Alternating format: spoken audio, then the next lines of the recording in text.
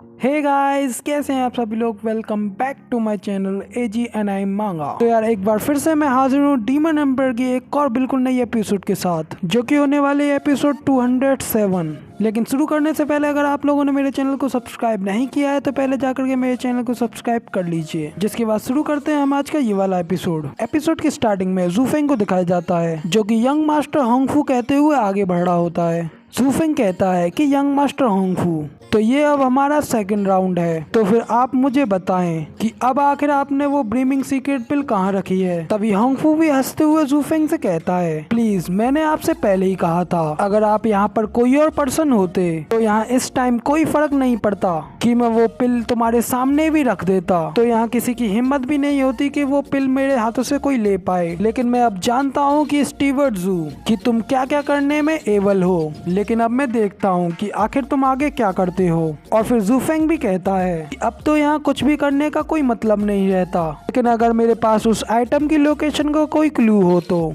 Young master होंगफू, अब आप मुझे बताएं, इसका मतलब तो मैं इस सेकंड टाइम चांस को हार गया हूँ। तो फिर ठीक है, अब हम इसके थर्ड राउंड में मिलते हैं। फिर तभी होंगफू भी कहता है कि स्टीवर्ट ज़ू, मैं ये मानता हूँ कि मैं यहाँ पे इस टाइम तो मैं किसी भी तरीके से जाने से नहीं रोक सकता, और ना ही तुम्हारे पास भी मुझे रोकने का कोई रास्ता है, बट लेकिन मैं ये सब तुम्हारे साथियों के लिए नहीं कह सकता। फिर ये सुनकर के यूनहाई, जी टियानचेन और लोंग सभी लोग घबरा करके होंगफू को देखने लगते हैं। और फिर तभी होंगफू तालियां बजाते हुए अपने लोगों को इशारा देता है, जिसके बाद सबसे पहले पेड़ों के पीछे से योमिंग वैली के यंग मास्टर और उनके कई सारे डिसाइपल्स बाहर निकलते हैं। साथ ही दूसरी ओर से पिलकिंग हॉल के यंग मास्टर और उनके लोग निकलते हैं। फिर तभी दिखाते हैं कि एक तरफ ज़ूफेंग की टीम होती है और दूसरी ओर होंगफू की टीम, और वो दोनों ही टीम एक दूसरे के सामने खड़ी होती हैं। तभी ज़ूफेंग उनकी टीम की ओर देख करके सोचता है कि यहाँ पे अटैक दो टीम्स के द्वारा किया गया है, जो कि एक बैनगुई है और दूसरा यूशान, लेकिन यहाँ पर लिन जुआनफेंग कहीं भी नहीं दिख रहा। फिर इसका तो सिर्फ एक ही आंसर हो सकता है, यूनहाई ने जो पहले प्रेडिक्ट किया था वो बिल्कुल ठीक है, ये लोग हमारे ऊपर पीछे से हमला करना चाहते हैं। और फिर जीटियान भी यूनहाई से कहता है कि ये तो बहुत अच्छा है, तुम टियान्यू के 5th टाइगर के नाम से जाने जाते हो। लेकिन तभी यूनहाई अपनी टीम का जोश जगाते हुए कहता है कि सभी लोग मेरी ओर ध्यान दें, अब हमें अपनी टीम को 3 ग्रुप्स में बांटना होगा, जो कि सभी अपने अपने हाउसेस से बिलोंग करेंगी। ड्राफ्टिंग फ्लावर एडिफिक डिवीजन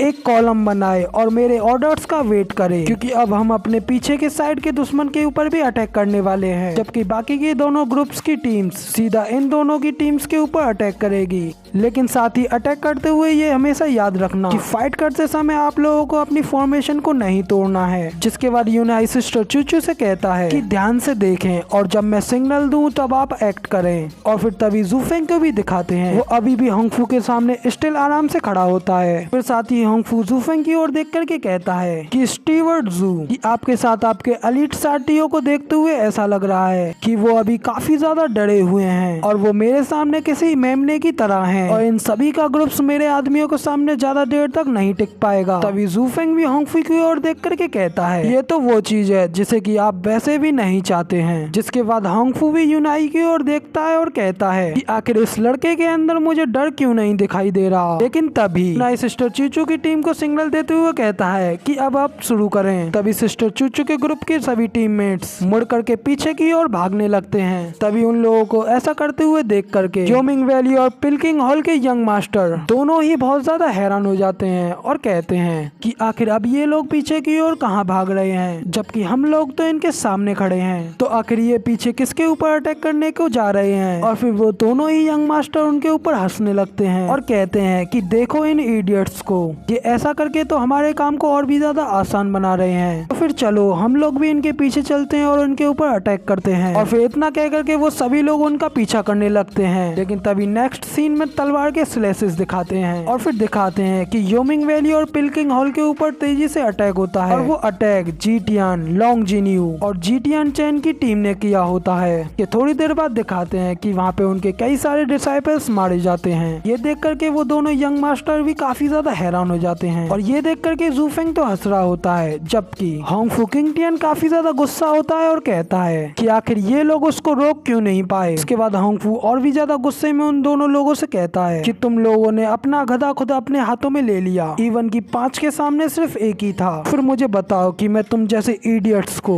अपने आगे के रास्ते में कैसे रखूं। दूसरी ओर होंगफू को गुस्सा देख करके जोमिंग वैली और पिलकिंग हॉल का यंग मास्टर भी काफी ज्यादा घबरा जाता है और डरते हुए कहते हैं। फिर तभी वो अपने सभी साथियों को रोकते हुए कहते हैं कि इनके 3 ग्रुप्स का अटैक था। इनके 2 ग्रुप्स तो यहाँ पर हैं, जबकि तीसरा वाला ग्रुप लिन के ऊपर अटैक करने के लिए गया है। तो फिर तुम जल्दी से जाकर के उन लोगों का रास्ते को ब्लॉक करो, साथ ही लिन जुआंग को सिग्नल दे दो। फिर इसके बाद वो लड़का जल्दी से अपनी गन को तैयार करता है और ऊपर की ओर फायर करके एक सिग्नल भेजता है। भी खुश होते हुए लिन भी उस सिग्नल को देख लेता है और कहता है कि फाइनली अब ये मेरा टर्न है, अब मैं भी उन लोगों को अपनी एबिलिटीज दिखा पाऊंगा। तभी लिन सामने की ओर देख करके कहता है कि अब जल्दी से तुम सभी लोग इन लोगों को चारों तरफ से घेर लो और ध्यान रहे इनमें से कोई भी जिंदा जाने न पाए। और तभी उसके सामने दिखाया जाता है, सामने से सिस्टर चूचू और उसकी पूरी टीम आ रही होती है। तभी सिस्टर चूचू तेजी से उसके मुंह पर एक पंच मारती है। फिर वापस से सीन जूफेंग की ओर दिखाया जाता है। जूफेंग ये सब सोच करके जोरों से हंस रहा होता है और कहता है कि यंग मास्टर होंगफू, मुझे लगता है कि उन लोगों के इतने दूर जाना कुछ ज्यादा ही कठिन नहीं होगा। फिर जूफेंग को ऐसा करते हुए देख करके होंगफू और भी ज्यादा गुस्सा हो जाता है और अपनी फेक स्माइल दिखाते हुए कहता है कि स्टीवर्ट जू, तुम तो स्वॉर्ड और पेन की स्किल में दोनों में ही बहुत ज्यादा परफेक्ट हो, तो तुमने ये सब प्लान पहले ही कर लिया था।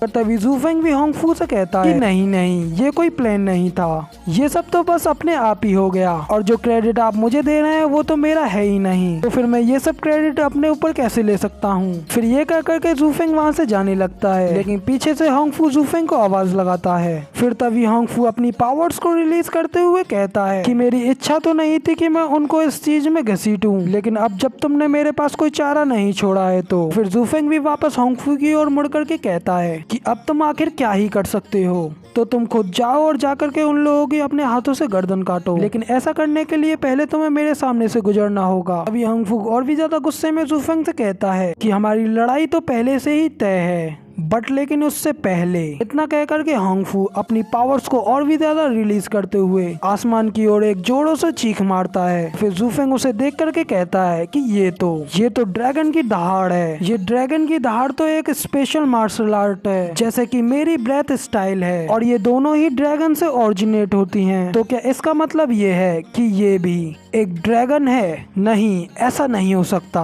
और अगर ऐसा केस होता भी है तो फिर इसका मतलब तो इसके पास कम से कम गू सेंगटोन जितनी पावर्स हैं। फिर तभी दूसरी ओर उन सभी लोगों की ओर भी दिखाते हैं। वो सभी होंगफू की दहाड़ देख करके काफी ज्यादा घबरा जाते हैं और कहते हैं कि आखिर वहाँ पर क्या चल रहा है, आखिर ये किस तरीके की पावर है। तभी जूफेंग भी हैरानी से सामने की ओर देखने लगता है। सामने होंगफू किंग टियान अपनी पावर्स को रिलीज करते हुए पहाड़ी के ऊपर ही खड़ा होता है, मगर साथ ही उसकी पावर्स के अंदर से या फिर उसके पीछे से हजारों की तादाद में ब्लड क्रोकोडाइल बीस्ट निकलने लगते हैं, जो कि 3rd लेवल के स्पिरिचुअल बीस्ट होते हैं, जिनकी की बात पिछले एपिसोड में की जाती है। तभी वो सारे क्रोकोडाइल जूफेंग की ओर अटैक करने के लिए आगे बढ़ते हैं और यूनाई भी सामने की ओर देख करके कहता है कि गॉडफादर ने मुझसे एक बार कहा था कि क्वांगरोंग बीस्ट मास्टर एक्सपर्ट होते हैं और वो बीस्ट आर्मी को बैटलफील्ड से दूर करते हैं। आर्मी के पास खुद की एक फॉर्मेशन होती है जो कि वो खुद ही अपने आप को होल्ड करते हैं। ये उनकी न्यूमेरिकली डिसएडवांटेज होती है, बट मैंने ये ऐसा कभी नहीं सोचा था कि होंगफू किंग टियान भी आखिर इस तरीके के आर्ट को यूज कर सकता है। फिर तो ये सच में बहुत ज्यादा बुरा हुआ। तो फिर हम इस होंगफू किंग टियान को आखिर क्या कहें। ये होंगफू किंग टियान ये कोई इंसान नहीं है, बल्कि ये एक मॉन्स्टर है। मगर लेकिन अगर इसने एक तरफ ब्रदर जूफेंग के ऊपर अटैक करने की कोशिश की, जबकि दूसरी ओर ऐसा जताया कि हमें इन ह्यूमंस से चौकन्ना रहना है, मगर इसने ऐसा बिल्कुल भी नहीं जताया कि ये अपने ब्लड क्रोकोडाइल्स का यूज कर रहा है, क्योंकि ये जानता था कि हमारे लिए ह्यूमंस ही सस्पिशियस हो सकते हैं। सच में इसने काफी ज्यादा अच्छी ट्रिक का यूज किया है, लेकिन दूसरी ओर ब्रदर जूफेंग इसको भी बड़े ही आसानी से संभाल लेंगे। फिर तभी लोग उम्मीद भरी नजरों से जूफेंग की ओर देखने लगते हैं और लॉन्ग जिनियन कहता है कि अब हमारी किस्मत सिर्फ इसी के हाथ में है। तभी निंग भी कहती है कि तुम चिंता मत करो, बिग ब्रदर जूफेंग ये सब आसानी से कर लेंगे। जिसके बाद जूफेंग को भी दिखाया जाता है, वो उन सभी ब्लडी क्रोकोडाइल्स के सामने अभी भी खड़ा होता है और फिर हंसते हुए कहता है कि ये स्पिरिचुअल बीस्ट। फिर जूफेंग होंगफू की ओर देख करके कहता है कि यंग मास्टर होंगफू, क्या आपको अपनी काबिलियत पर पूरा भरोसा है? लेकिन जूफेंग के इतना कहते ही हमारा ये वाला एपिसोड यहाँ पर कंप्लीट हो जाता है। अब अगर आप लोगों को ये वाला एपिसोड पसंद आया हो तो यार एक लाइक कर देना, साथ ही कमेंट में बताना कि आपको ये वाला एपिसोड कैसा लगा, और मैं आज ही इसका नेक्स्ट एपिसोड भी लाने की कोशिश करूंगा। इसलिए मेरे चैनल को सब्सक्राइब करना बिल्कुल भी मत भूलना। साथ ही मैंने एक नई सीरीज को भी स्टार्ट किया है, उसको भी जरूर देख लेना, लिंक मैं डिस्क्रिप्शन में दे दूंगा। तो चैनल को सब्सक्राइब कर लीजिए और मैं मिलता हूँ आपसे अगली वीडियो में। तब तक के लिए टाटा बाय बाय, फिर मिलते हैं।